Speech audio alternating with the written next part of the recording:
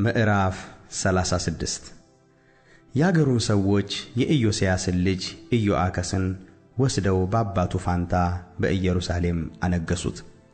ኢዮአክስም መንገሥ በጀመረ ጊዜ የ23 ዓመት ጎልማሳ ነበረ። በኢየሩሳሌምም 3 ወር ነገሠ። የግብጽም ንጉሥ በኢየሩሳሌም ከመንግሥቱ አወጣው። 100 መክሊት ብርና 1 መክሊት ወርቅ ዕዳ ጣለበት። የግብጽም ንጉሥ ወንድሙን ኤልያቄምን በይሁዳና በኢየሩሳሌም ላይ አነገሠ። ስሙንም ኢዮአቄም ብሎ ለወጠ። ኒካዑም ወንድሙን ኢዮአክስን ይዞ ወደ ግብጽ ወሰደው። ኢዮአቄምም መንገሥ በጀመረ ጊዜ የ25 ዓመት ጎልማሳ ነበረ። በኢየሩሳሌምም 11 ዓመት ነገሠ። በአምላኩም በእግዚአብሔር ፊት ክፉ አደረገ። የባቢሎንም ንጉሥ ናቡከደነፆር በእርሱ ላይ መጥቶ ወደ ባቢሎን ይወስደው ዘንድ በሰንሰለት አሰረው። ናቡከደነፆርም ከእግዚአብሔር ቤት ዕቃ አያሌውን ወደ ባቢሎን አፈለሰ። በባቢሎንም በመቅደሱ ውስጥ አኖረው። የቀረውም የኢዮአቄም ነገር ያደረገውም ርኩሰት በእርሱም የተገኘው ሁሉ እነሆ በእስራኤልና በይሁዳ ነገሥታት መጽሐፍ ተጽፏል። ልጁም ዮአኪን በእርሱ ፋንታ ነገሠ። ዮአኪንም መንገሥ በጀመረ ጊዜ የ18 ዓመት ጎልማሳ ነበረ። በኢየሩሳሌምም 3 ወርና 10 ቀን ነገሠ። በእግዚአብሔርም ፊት ክፉ አደረገ። ዓመቱም ባለፈ ጊዜ ንጉሡ ናቡከደነፆር ልኮ ወደ ባቢሎን ወሰደው። የከበረውንም የእግዚአብሔርን ቤት ዕቃ ከእርሱ ጋር አስወሰደ። ወንድሙንም ሴዴቅያስን በይሁዳና በኢየሩሳሌም ላይ አነገሠ። ሴዴቅያስ መንገሥ በጀመረ ጊዜ የ21 ዓመት ጎልማሳ ነበረ። በኢየሩሳሌምም 11 ዓመት ነገሠ። በአምላኩም በእግዚአብሔር ፊት ክፉ አደረገ።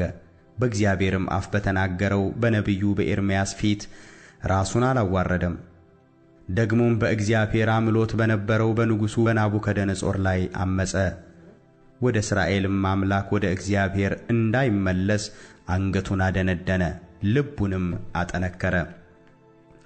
ደግሞም የካህናቱ አለቆች ሁሉ ሕዝቡም እንደ አሕዛብ ያለ ርኩሰት ሁሉ መተላለፍን አበዙ። በኢየሩሳሌምም የቀደሰውን የእግዚአብሔርን ቤት አረከሱ። የአባቶቻችንም አምላክ እግዚአብሔር ለሕዝቡና ለማደሪያው ስላዘነ ማለዳ ተነስቶ በመልእክተኞቹ እጅ ወደ እነርሱ ይልክ ነበር። እነርሱ ግን የእግዚአብሔር ቁጣ በሕዝቡ ላይ እስኪወጣ ድረስ ፈውስም እስከማይገኝላቸው ድረስ በእግዚአብሔር መልእክተኞች ይሳለቁ፣ ቃሉንም ያቃልሉ፣ በነቢያቱም ላይ ያፌዙ ነበር። ስለዚህም የከለዳውያንን ንጉሥ አመጣባቸው።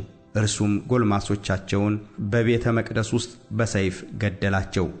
ጎልማሳውንና ቆነጃጅቱን፣ ሽማግሌውንና አሮጌውን አልማረም፣ ሁሉንም በእጁ አሳልፎ ሰጠው።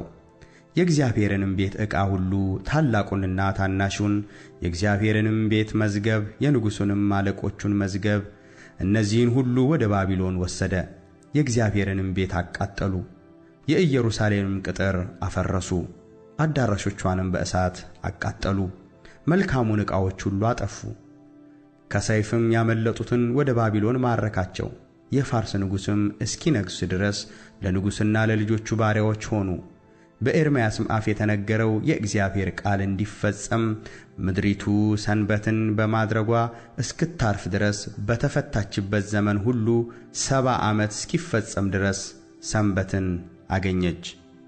በኤርምያስም አፍ የተናገረው የእግዚአብሔር ቃል ይፈጸም ዘንድ በፋርስ ንጉሥ በቂሮስ በመጀመሪያው ዓመት እግዚአብሔር የፋርስን ንጉሥ የቂሮስን መንፈስ አስነሣ። እርሱም የፋርስ ንጉሥ ቂሮስ እንዲህ ይላል: የሰማይ አምላክ እግዚአብሔር የምድርን መንግሥታት ሁሉ ሰጥቶኛል። በይሁዳም ባለችው በኢየሩሳሌም ቤት እሠራለት ዘንድ አዝዞኛል። ከሕዝቡም ሁሉ በእናንተ ዘንድ ማንም ቢሆን አምላኩ እግዚአብሔር ከእርሱ ጋር ይሁን፣ እርሱም ይውጣ ብሎ በመንግሥቱ ሁሉ አዋጅ አስነገረ። ደግሞም በጽሕፈት አደረገው።